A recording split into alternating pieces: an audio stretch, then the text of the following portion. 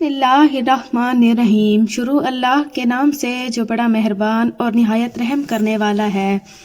دنیا میں جب کسی انسان کو کسی سے محبت ہوتی ہے تو وہ اپنے محبوب کی اداؤں کو اپنانے کی کوشش کرتا ہے اور ہر اس کام سے بچتا ہے جس میں محبوب کی ناراضگی ہو۔ ہمیں بھی پیارے آقا حضور صلی اللہ علیہ وآلہ وسلم سے بے انتہا محبت ہے۔ ہمارے پیارے محبوب صلی اللہ علیہ وآلہ وسلم کی مبارک اداؤں کو سنت کہتے ہیں۔ ایک طرف تو ہم محبت مصطفیٰ کا دعویٰ کرتے ہیں اور دوسری طرف سنت مصطفیٰ کو چھوڑ کر فیشن کے متوالے نظر آتے ہیں۔ حالانکہ سنت کی اہمیت اور فضیلت پر مشتمل متعدد آیات مبارکہ قرآن مجید میں جگمگا رہی ہیں۔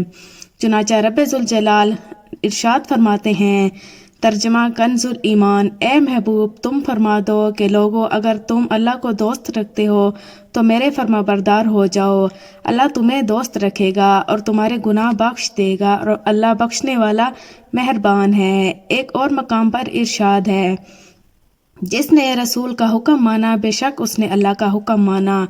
آپ صلی اللہ علیہ وآلہ وسلم کا ارشاد ہے، قیامت کے روز جب عرش کے سوا کوئی سایہ نہ ہوگا، تین طرح کے لوگ عرش کے سائے میں ہوں گے۔ عرض کیا گیا وہ کون لوگ ہوں گے؟ ارشاد فرمایا، وہ شخص جو میرے امتی کی پریشانی دور کرے۔ نمبر 2، میری سنت سے محبت کرنے والا ہو، میری سنت کو زندہ کرنے والا۔ نمبر 3، اور مجھ پر کثرت سے درود پڑھنے والا۔ رسول صلی اللہ علیہ وآلہ وسلم نے ارشاد فرمایا، جس نے میری سنت سے محبت کی اس نے مجھ سے محبت کی، اور جس نے مجھ سے محبت کی وہ جنت میں میرے ساتھ ہوگا۔ کامران اور کامیاب وہ شخص ہے جو سنت و احباب فرائض کے ساتھ نبی کریم صلی اللہ علیہ وآلہ وسلم کو سنتوں کو اپنانا، اوڑھنا اور بچھونا بنا لے، کیونکہ فلاح کا جو وظیفہ حضور صلی اللہ علیہ وآلہ وسلم نے اپنی امت کو خاص طور پر عطا فرمایا وہ یہ ہے کہ فتنوں کے زمانے میں سنت کو مضبوطی سے تھام لیں۔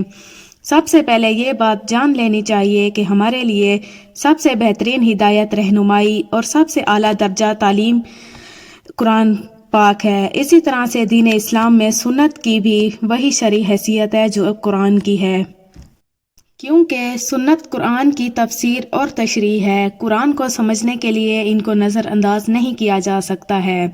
سنت کے بغیر قرآن کو سمجھنا اور اس پر عمل کرنا مشکل ہے۔ زندگی کے ہر معاملے میں قرآن و سنت پر عمل کرنا ہدایت و کامیابی کی ضمانت اور ان کو ترک کرنا ضلالت، گمراہی اور نقصان کا باعث ہے۔ مسلمانوں کو تمام عمر جس بات کا سب سے زیادہ اہتمام کرنا چاہیے وہ ہے اپنے تمام حرکات، سکنات، مثلاً کھانا پینا، اٹھنا بیٹھنا، سونا جاگنا اور ہنسنا رونا وغیرہ، یہاں تک کہ جب بندہ قضائے حاجت کو بھی جائے تو اپنے رسول کی سنت کو مد نظر رکھتے ہوئے جائے۔ چنانچہ رسول صلی اللہ علیہ وآلہ وسلم کی سنت پر عمل کرنا اور صبح سے شام تک اپنی ساری کی ساری زندگی کو آپ صلی اللہ علیہ وآلہ وسلم کے طریقے کے مطابق منظم کرنا ہر انسان کے لیے ضروری ہے۔ جس طرح توحید کی ضد شرک ہے، اسی طرح سنت کی ضد بدعت ہے۔ افسوس کہ آج مسلم معاشرے میں مختلف طریقوں اور ناموں سے بے شمار بدعات و خرافات کا سلسلہ جاری ہے۔ ایسے جن کو قرآن و سنت سے دور دور تک کوئی تعلق نہیں اور لوگ اسے دین کا حصہ سمجھ کر انجام دے رہے ہیں، وہ تمام امور بدعات میں شمار کیے جائیں گے۔ اکثر مسلمان بدعت کو سنت سمجھ کر عمل کر رہے ہیں۔ آپ غور و فکر کریں گے تو معلوم ہوگا کہ قرآن میں نماز ادا کرو، زکوٰۃ ادا کرو، روزے رکھو، استطاعت ہونے پر حج کرو وغیرہ آپ کو دیکھنے کو ملے گا، لیکن نماز کب اور کتنی رکعتیں پڑھنی ہیں، رکوع اور سجود میں کتنی دعا پڑھنی ہے، زکوٰۃ کب واجب ہوتی ہے، روزے کے مسائل کیا ہیں، اسی طرح سے حج کے مسائل کہ مینا میں کتنی راتیں گزارنی ہیں، عرفات میں کتنی راتیں گزارنی ہیں وغیرہ، یہ سب تفصیلات ہمیں کون بتائے گا؟ اگر آپ یہ سمجھتے ہیں کہ کوئی عالم یا مفتی بتائے گا تو یہاں پر میں واضح کر دوں کہ کوئی عالم یا مفتی اپنی جانب سے یہ اندازہ لگا کر آپ کو نہیں بتاتے، بلکہ سنتوں کا رخ کرتے ہیں، سنتوں کا خالص مطالعہ کرتے ہیں، تب کہیں جا کر آپ تک مسائل کا حل پہنچاتے ہیں۔ لہٰذا سنت کی اہمیت کو ہمیں اور اس کو اپنی زندگی میں نافذ کریں، کیونکہ جس طرح نماز، روزہ، حج وغیرہ اتباع سنت مطلوب ہوتا ہے۔ اسی طرح اخلاق، کردار، کاروبار، حقوق العباد اور دیگر معاملات میں بھی اتباع سنت مطلوب ہے۔ گویا اپنی زندگی میں خواہ انفرادی ہو یا اجتماعی، مسجد کے اندر ہو یا مسجد کے باہر، بیوی بچوں کے ساتھ ہو یا دوست و احباب کے ساتھ، وقت اور ہر جگہ سنت کی پیروی مطلوب ہے۔ مختصر یہ کہ سنت کے بغیر ہم کچھ بھی نہیں ہیں۔ اس دار فانی میں جب کوئی بندہ انسان سے محبت کرنے لگتا ہے تو اپنے محبوب کے نقش قدم پر چلنے لگتا ہے، حتیٰ کہ اپنے محبوب کی محبت میں وہ ایسے کام بھی انجام دیتا ہے جو اسے ناپسند ہوں۔ تو اسی طرح سے ہر ایک مسلمان اپنے آخری نبی صلی اللہ علیہ وآلہ وسلم کا محبت کا داعی ہوتا ہے۔ چنانچہ محبت کا مطلب تو یہی ہوا کہ ان کے تمام حکم کو دل و جان سے اپنانا چاہیے، ان پر عمل پیرا ہو کر زندگی گزارنی چاہیے۔ پھر جب بات آتی ہے سنت پر چلنے کی، وہ سارے رسول سے محبت کے داعی کہاں غائب ہو جاتے ہیں؟ کیا کچھ لوگوں نے نبی کے نام پر جشن منانے کو اپنا دین سمجھ لیا؟ کیا 12 ربیع الاول کو آپ کا جنم دن منانے کو آپ کی فرما برداری سمجھ لیا؟ کیا یہ انسانوں کے لیے خسارے کا سامان نہیں ہے؟ یاد رکھو، اگر رسول سے محبت کا دعویٰ کرتے ہو تو اللہ کی رسی کو مضبوطی سے پکڑ لو، اس کے رسول کی اطاعت کرو، صحیح حدیث پر عمل پیرا ہو کر اپنی زندگی بسر کرو، اسی میں کامیابی کی ضمانت ہے، ورنہ نبی کے نام پر ڈھول بجانے سے کچھ حاصل ہونے والا نہیں ہے۔ ایسے اعمال سے بچو جن کو قرآن و حدیث سے کوئی تعلق نہیں، جن کا رسول صلی اللہ علیہ وآلہ وسلم سے کوئی واسطہ نہیں۔ اور افسوس کہ آج کا مسلمان اپنی ساری زندگی بدعات و خرافات میں گزار رہا ہے، لیکن اسے اتنی توفیق نہیں ملتی کہ قرآن و حدیث کا خود براہ راست مطالعہ کرے، جو عمل باپ دادا کرتے آ رہے ہیں۔ ان امور کا کوئی تعلق دین اسلام سے ہے بھی یا نہیں، کیونکہ غم اس بات کا نہیں ہے کہ لوگ بدعت پر عمل کر رہے ہیں، بلکہ غم تو اس بات کا ہے کہ لوگ بدعت کو سنت سمجھ کر انجام دے رہے ہیں۔ میری تمام مسلمانوں سے گزارش ہے کہ اپنے اعمال کا جائزہ لیں کہ جو عمل آپ دین کا حصہ سمجھ کر سر انجام دے رہے ہیں، اس کا طریقہ ہمارے نبی کے طریقے سے ملتا بھی ہے یا نہیں۔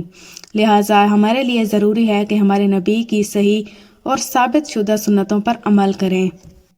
رسول صلی اللہ علیہ وآلہ وسلم کے 40 اصول۔ نمبر 1، آپ صلی اللہ علیہ وآلہ وسلم نے فرمایا، فجر اور اشراق، عصر اور مغرب اور عشاء کے دوران سونے سے باز رہو۔ نمبر 2، بدبودار اور گندے لوگوں کے ساتھ نہ بیٹھا کرو۔ نمبر 3، ان لوگوں کے درمیان نہ سوئیں جو سونے سے قابل باتیں کرتے ہیں۔ نمبر 4، بائیں ہاتھ سے نہ کھاؤ۔